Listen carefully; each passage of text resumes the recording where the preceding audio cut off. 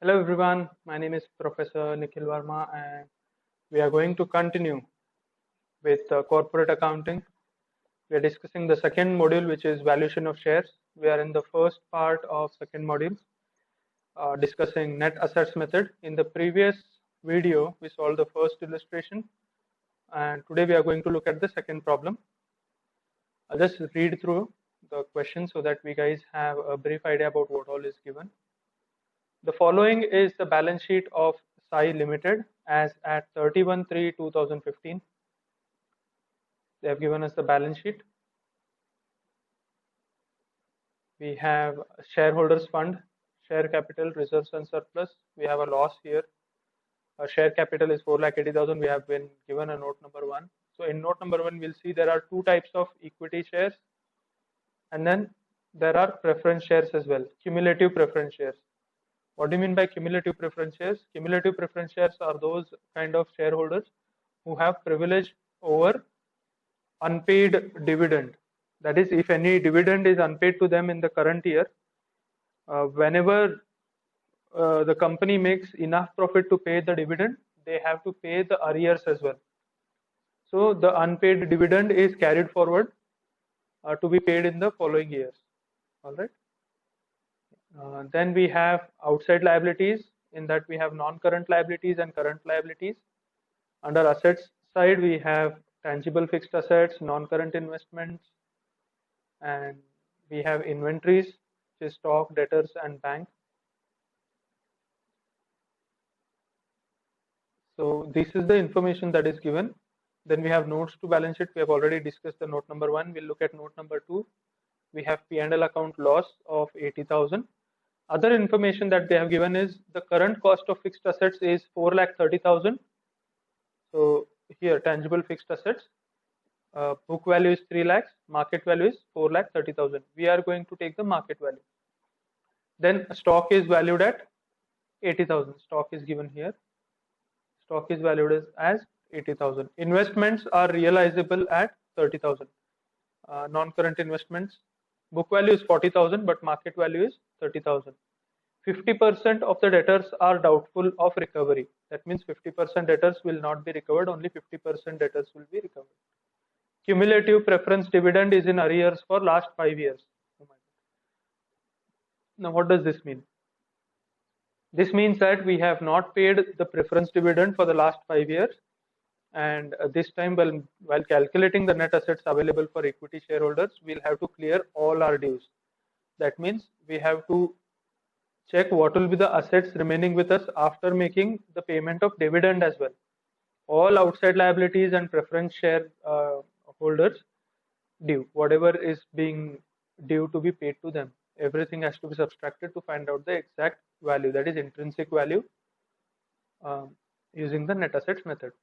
So this is the question: calculate the intrinsic value per equity share of the company by net assets method. I have told you guys in the previous video that they might ask you to calculate intrinsic value or value per share using net assets method or balance sheet method. They might use various varieties of questions while asking you to calculate the value of equity shares using net assets method. You just have to remember those names.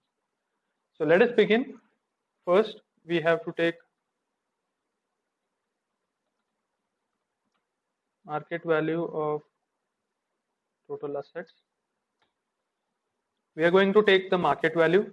If market value is not given, then we are going to look at book value. So let us look at assets. The first asset in line is tangible fixed assets. Is there an adjustment? Yes, there is. The current cost of fixed assets is 4,30,000. That means tangible fixed assets are valued at 4,30,000. Guys, I forgot to tell you guys that, like in the previous problem, in this problem as well, first we'll draw this table wherein we calculate the net assets available to equity shareholders. Once we calculate the net assets available to equity shareholders, we will be able to find out the value of each share. So this is what I have done here. Let us take two amount columns.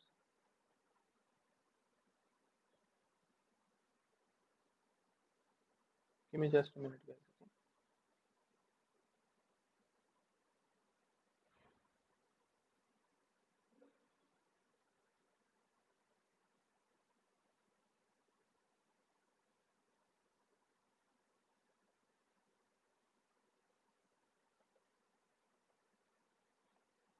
Give me just a minute, guys. Yeah. So tangible fixed assets. Next is non-current investments. Is there an adjustment? Yes. Investments are realizable at 30,000. So we'll write non-current investments. Amount is 30,000. Then we have current assets. Under current assets, first is stock. Is there an adjustment for stock? Yes. The market value of stock is 80,000. See the first adjustment here. See, the stock is valued at 80,000 right now. Then we have debtors. Is there an adjustment for debtors? Yes, there is an adjustment. It says only 50% of the debtors can be recovered. So 1 lakh into 50 divided by 100. This will be 50,000. Then the last asset that we have is cash at bank. This won't change. This will remain as it is. So let's do the total.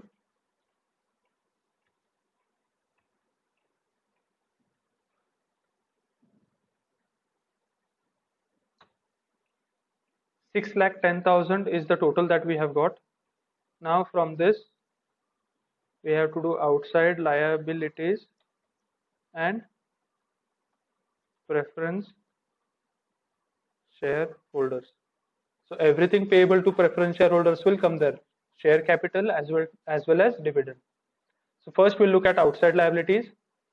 What all is outside liabilities, guys? I've told you guys, everything else apart from shareholders fund is considered outside liabilities. So we'll take non-current liabilities, long-term loans.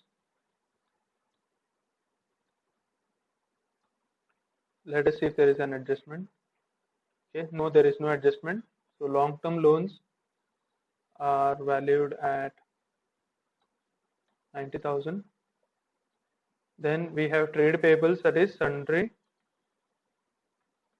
creditors. Sundry creditors are valued at 30,000. We are taking the book value because there is no adjustment. See here, I don't see any adjustment. Now that the outside liabilities are done, we are going to look at preference shareholders. Under preference shareholders, we have preference capital and preference dividend. Okay, give me just a minute. How we'll do it is we'll write preference shareholders. We'll make it subheading. So under preference shareholders, we have two sections.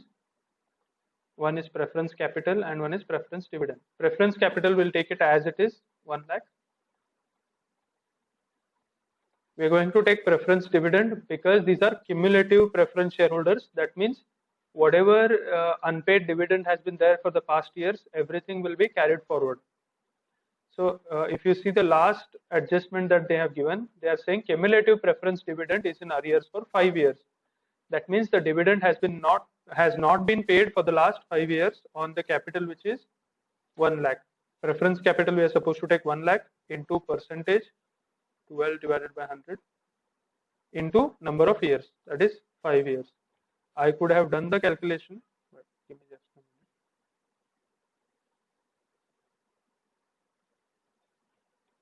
a minute. Let me do the calculations here roughly for you. Is equals to 1 lakh into 5 into 12 divided by 100. That comes up to 60,000. If you guys have a calculator handy, please do the math. I can show you in a calculator as well. Let me just do it. See, 1 lakh into 12 divided by 100 is 12,000 into 5 years. See, we got 60,000. So we have 60,000 here.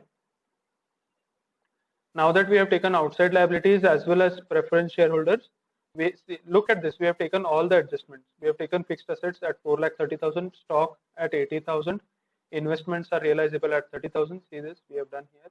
50% of the debtors are doubtful. That means 50% of the debtors will not be recovered. So we are taking only 50% that can be recovered. We are not taking the one that cannot be recovered. Since 50% are doubtful for recovery, that means 50% will be recovered. So we are taking that better half of 50% that can be recovered. So 50% debtors that can be recovered into total amount of debtors, we get 50,000. And bank we have taken as it is from there. Under liabilities, we had two outside liabilities, non-current liabilities and current liabilities, long-term loans and sundry creditors, that is. So we have taken both of those at book values because there is no adjustment. Then we looked at preference share holders. So we took the share capital and we also looked at the unpaid dividend, and we have taken that here. Let us do the total of liabilities and equity shareholders combined. That comes up to 2,80,000. Total of A minus B minus total of B. 3,30,000 is the total. Now you would have thought that these are this is the value of net assets that are available to equity shareholders, isn't it? You are partially right, but not 100% correct. The reason being, see this, the second type of shares are partly paid shares. That means the net assets that are available to equity shareholders are more than what we thought. Why? Because we can call 4 rupees from the second type of equity shareholders that we have here. They are only 6 paid up. That means out of the 10 rupees, they have only paid 6. They are yet to pay 4 rupees. And if you remember the assumptions that I had told you, we are supposed to assume that all the equity shareholders are of the same class and of the same value. First equity shareholders are of rupees 10 each, fully paid, and the second class is of rupees 10 each again, but only 6 paid up. 4 rupees we are yet to take from them. So we are going to assume that we are calling that 4 rupees from them. Since we have to bring them to the same level, we'll have to consider that second class as well as fully paid. For that, what we are supposed to do is we are supposed to do a notional call. That is, we are assuming that we are making that call on 30,000 equity shares, because the class 2 is 30,000 equity shares, into rupees 4 each, rupees 4 on each of the shares, because 4 rupees is unpaid. So let us do the math. 30,000 into 4. I can do it without using the calculator, but just for making sure that we get the right answers, I am doing it. 1,20,000.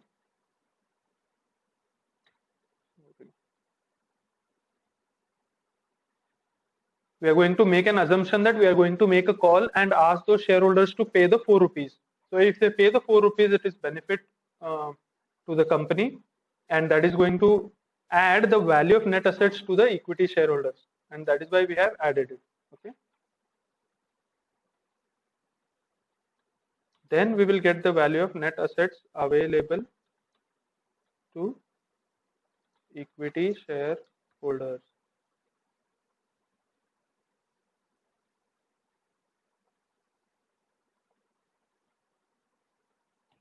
That will be the total that we got after subtracting the total of A minus total of B, whatever value we got, that is 3,30,000 plus the notional call. So the net assets that are available to equity shareholders are 4,50,000 rupees. I'll delete this. So the net assets available to equity shareholders are 4,50,000. Now moving on to step number 2, which is calculation of value of an equity share. The formula to calculate the value of an equity share is net assets available to equity shareholders divided by number of equity shares.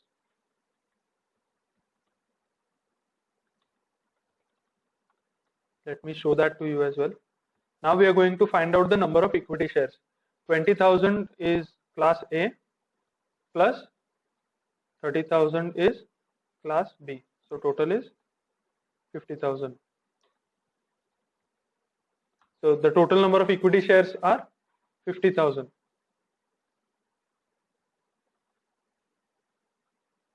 We've got that value as well now. So number of equity shares are 50,000. See, we have converted this into fully paid shares. So both of them are of same class for now for our calculations. We'll write 50,000 here. And net assets available to equity shareholders, we have just found out it is 4,50,000. Now we will find out the value of an equity share. The value of an equity share is now 9 rupees. However, whatever assumptions we made now to find out the value of equity share, we are supposed to get rid of that assumption. So first things first, value of an equity share, which is 9 rupees, is the value of a fully paid share. So the first 20,000 equity shares that have paid the full amount, for them the new value will be 9 rupees, limited to those 20,000 equity shares. However, 30,000 equity shares of rupees 10 each are only 6 paid up. If we say that this lot of share also is valued at 9 rupees, then these equity shareholders will have a problem, saying, "Bhai, हमने तो 10 रुपए दिया है. We have paid 10 rupees. However, this class of share has only paid 6 rupees. How can their value be 9 rupees? How can they benefit? How can they enjoy a benefit of 3 rupees? And how do we lose 1 rupee from our value?" So what we are saying is, no, we found out the value only by assuming that we have collected 4 rupees from them. Now we are going to tell you the real value. The real value of partly paid shares is value of fully paid share minus the unpaid amount. Unpaid amount is 4 rupees. So we'll do rupees 9 minus rupees 4. So the value of partly paid shares is 5 rupees. This is how we find the conclusion for such illustrations. I hope you guys have understood. That's it for today's class. Thank you guys.